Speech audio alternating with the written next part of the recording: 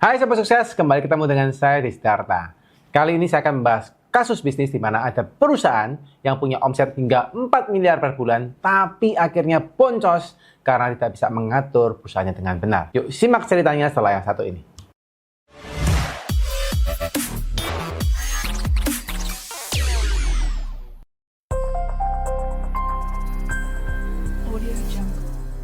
Oke teman-teman, ini saya mau share kasus ya real di lapangan. Kebetulan kita sempat menanganin ya salah satu perusahaan di mana mereka memiliki omset hingga miliaran rupiah. Yang problem adalah ternyata penjualan segitu besarnya tiap bulan, tapi mereka tidak punya keuntungan yang bisa mereka simpan, ya. Dan akhirnya mereka problem tuh di keuangannya mereka. Nah, singkat cerita teman-teman, perusahaan tersebut ini mereka memang setiap bulan mencatat bahwa ada omset sebesar 4 miliar ke atas setiap bulan. Dan bagi UMKM 4 miliar itu cukup besar ya, meskipun kalau seandainya kita lihat di perusahaan-perusahaan lain masih ada yang lebih besar. Tapi saya yakin dan percaya bagi Anda pun sebagian besar nilai 4 miliar ini cukup gede. Nah, semestinya teman-teman kalau kita lihat angka 4 miliar ini, yes, kita ngomong secara awam lah ya, harusnya perusahaan ini mestinya sehat. Ya, kenapa kok sehat? Ya karena dia punya omset dong. Datangin omset 4 miliar kan nggak gampang. Nah, cuma problemnya adalah apa? Ternyata si owner teman-teman, ya si owner ini, dia hanya tahu omsetnya dia berapa. Tapi yang dia nggak pernah kontrol adalah dia tidak pernah punya laporan keuangan tentunya gitu ya, yang bisa dia kontrol tiap bulan.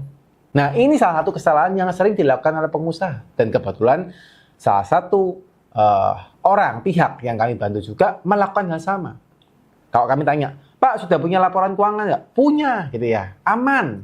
Nah, padahal laporan keuangan yang diterbitkan oleh perusahaan ini adalah dia terbitkan setiap tahun 1 kali, ya. Dan kalaupun dia menerbitkan laporan itu selalu telat-telat. Ya, laporan diterbitkan misalnya bisa 4 bulan setelahnya, laporan diterbitkan bisa 3 bulan setelahnya. Nah, ini yang kadang-kadang sebagian besar pengusaha nggak paham. Ya, dipikir punya laporan keuangan, gitu ya. Dipikir setiap bulan, mungkin setiap tahun punya laporan keuangan, tapi tidak paham esensinya laporan keuangan dibuat apa. Nah, buat teman-teman mungkin kalian juga yang sekarang nonton, bisa jadi Anda punya masalah yang sama, ya bahwa Anda berasa, Pak, saya nggak usah penting Pak ngeliatin laporan keuangan, Pak. Saya penting aja, pokoknya yang penting omset saya ada. Ya nggak salah teman-teman, ya bahwa omset itu penting, ya. Karena omset Anda yang juga dipajakin kan gitu toh. Omset Anda juga salah satu dasar untuk menghitung PPN gitu ya. Tapi kalau seandainya kita lihat hanya omset saja, ini problem besar. Nah seperti tadi, omsetnya gede, miliaran. Tapi uangnya kemana? Nggak tahu. Nah problemnya adalah apa? Dia tidak pernah kontrol bahwa uang, omset yang didapatkan, ini kemana aja. Karena dia nggak bisa lihat dashboardnya keuangan yang dimiliki. Nah ini mungkin juga Anda. Ya. Akhirnya apa teman-teman? Begitu dia tidak pernah punya laporan keuangan, dia tidak pernah punya dashboard keuangan yang benar, dan tiap bulan dirasa meeting laporan keuangan itu tidak penting, ya. Akhirnya apa teman-teman? Akhirnya yang terjadi banyak piutang-piutang yang nggak ketagih, ya. Banyak kos-kos yang nggak efisien. Nah ini yang tidak pernah direview. Setahun dilihatin, oh ternyata laporannya untung kok Pak, ya. Untung, memang untung secara laporan keuangan. Tapi ternyata uangnya nyantol semua. Nyantol itu apa ya? Nyantol itu bahasanya tertahan semua di hal-hal yang lain. Ya, piutangnya bengkak, stoknya kebesaran, ya, banyak uang muka yang dibayar duluan, gitu ya, banyak kasbon. Yang ini dikoreksinya dilihatnya setiap tahun. Nah, ini salah satu hal. Ya, kalau teman-teman pernah lihat di review, ya, actually teman-teman. Banyak bisnis di Indonesia. Kalau teman-teman mungkin lihat ya, kita lihat sebelah kanan kiri kita lah, nggak jauh-jauh. Banyak orang yang buat bisnis, yes.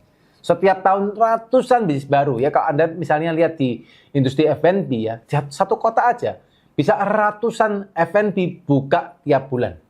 Ya, tiap tahun bisa buka. Ya, yang terjadi adalah apa? Mereka buka, tapi bisa jadi setahun lagi, 2 tahun lagi, 3 tahun lagi mereka tutup. Ganti F&B yang lain, ganti bisnis yang lain. Ya. Dan ini sesuai dengan survei teman-teman bahwa dari 100% pengusaha Indonesia, ya, yang bertahan hingga tahun ke-10 itu cuma tinggal 4, guys. Ya. Jadi dari 100 pengusaha yang ada, Anda lihat aja teman Anda, pengusaha, gitu ya. Tahun ke-10 teman-teman, tinggal 4. Ya, bayangin guys, tinggal 4 yang bertahan, ya. Jadi kalau Anda hari ini tahun ke-10 luar biasa. Tapi kalau Anda baru tahun ke-1, tahun ke-2, nah, Anda sabar dulu, ya. Bahwa masih banyak ujiannya jadi pengusaha, ya. Nggak gampang-gampang juga, Anda masih banyak ujiannya, ya. 10 tahun lagi masih tinggal 4. Nah, tinggal Anda pilih, Anda mau jadi yang 4 atau Anda mau jadi yang 96 yang sudah nggak ada. Ya, kan ini pilihan Anda. Nah, salah satu juga problem kenapa kok tinggal 4, ternyata problem mereka banyaknya adalah apa? Mereka tidak pernah ngontrol soal keuangan. Mereka kurang ngontrol soal keuangan. Ya. Mereka menganggap laporan keuangan, menganggap controlling keuangan itu hal yang tidak penting. Ya. Padahal kalau teman-teman berpikir ya, kalau misalnya kita lihat kesebelasan sepak bola gitu ya, kalau kita analogikan sepak bola ya. Kalau Anda fokus ke sales, nggak salah, ya. Kenapa? Karena sales itu kayak striker, guys. Ya, sales ini kayak striker yang nendangin bola masuk ke gawang lawan. Yes, penting banget perlu sales. Tapi yang jagain kipernya itu orang keuangan, guys. Ya, kalau teman-teman nggak paham itu, akhirnya apa? Memang Anda pintar ngejual, Anda pintar ngegolin, salesnya bagus, tapi gawangnya kebobolan juga. Akhirnya apa? Juga belum tentu menang. Ya kan, Anda di kejuaraan sepak bola belum tentu Anda menang, karena gawangnya Anda kebobolan. Mau nggak mau, depan dan belakang Anda harus kuatin. Strikernya atau salesnya harus kuat, tapi kipernya atau keuangannya juga harus kuat.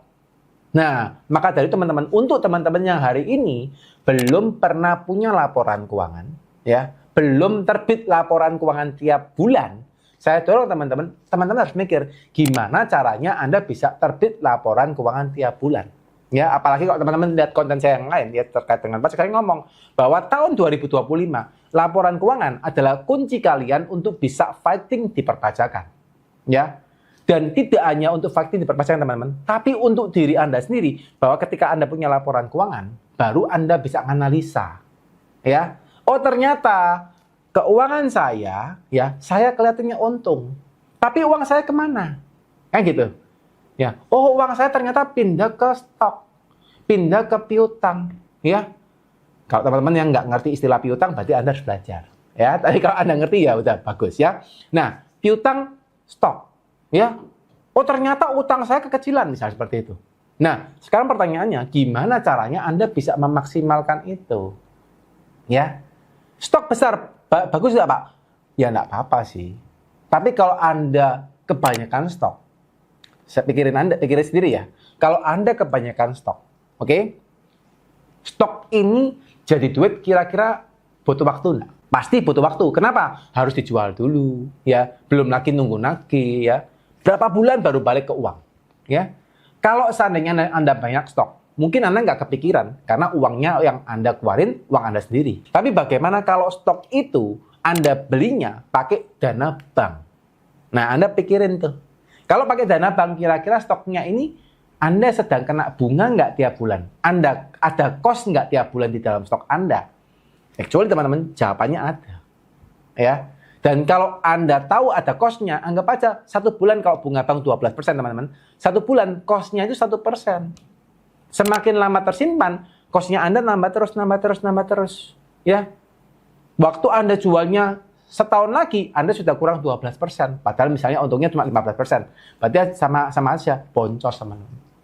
Ya. Nah, ini yang perlu teman-teman perhatikan. Bahwa ketika Anda lihat laporan keuangan, Anda mesti lihatin. Komponen apa yang mesti saya harus perhatikan. Ya. Bagaimana saya bisa meningkatin profit. Ya, dari keuangan saya. Bukan hanya Anda jualan saja.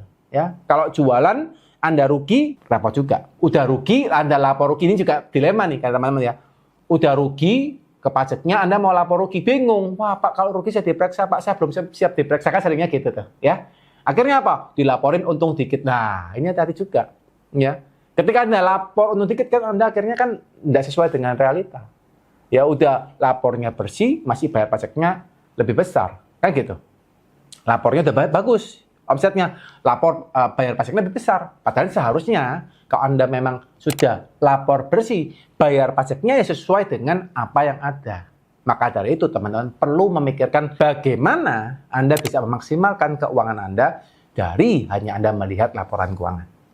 Nah, buat teman-teman yang pengen bisnisnya bisa lebih berkembang, kami di The Consulting punya satu program namanya Business Assessment. Di mana Business Assessment ini, kami akan melakukan mengecek keseluruhan daripada kondisi kesehatan perusahaan Anda.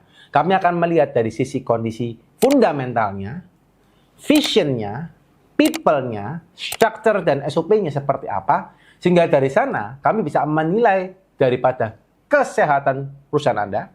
Dan dari sana teman-teman, kami akan memberikan review dan juga saran. Setelah melakukan business assessment, kami akan memberikan Anda saran-saran yang bisa langsung Anda praktekkan di usaha Anda. Dan banyak ratusan pengusaha yang sudah kami assess merasa sangat terbantu terkait dengan program ini. So, buat teman-teman yang kepingin usahanya di-assess, dinilai, dan diberikan saran oleh kami, terutama supaya usaha Anda bisa semakin berkembang, dan besok-besok Anda tidak punya permasalahan di pajak, yuk silakan Anda hubungin kami, lihat link di bawah. Satu informasi buat teman-teman yang nonton video YouTube ini, ya, bagi teman-teman yang melakukan business assessment dengan kami di consulting, dan ternyata misal saja Anda tidak puas dengan hasil assessment daripada tim kami berani garansi, kami akan balikin uang Anda 100%, ya. Kalau Anda memang merasa dari business assessment yang kami lakukan tidak ada manfaatnya, tidak ada value-nya untuk perusahaan Anda. Nah, so sekali lagi buat teman-teman yang pengen di-assess oleh tim The Consulting, teman-teman boleh lihat infonya di kolom deskripsi. Oke teman-teman, sekian konten yang kami buat. Semoga bermanfaat buat teman-teman ya. Buat teman-teman yang merasa konten ini bermanfaat, silakan di-subscribe, di-share, dan di-like ya. Buat pengen bertanya, silakan juga di kolom komen. Anda tinggal klik komennya, atau yang pengen dapat respon cepat ya supaya terbalas, Anda boleh komen di Instagram saya ya, bukan komen sih, tapi Anda DM di Instagram saya ya.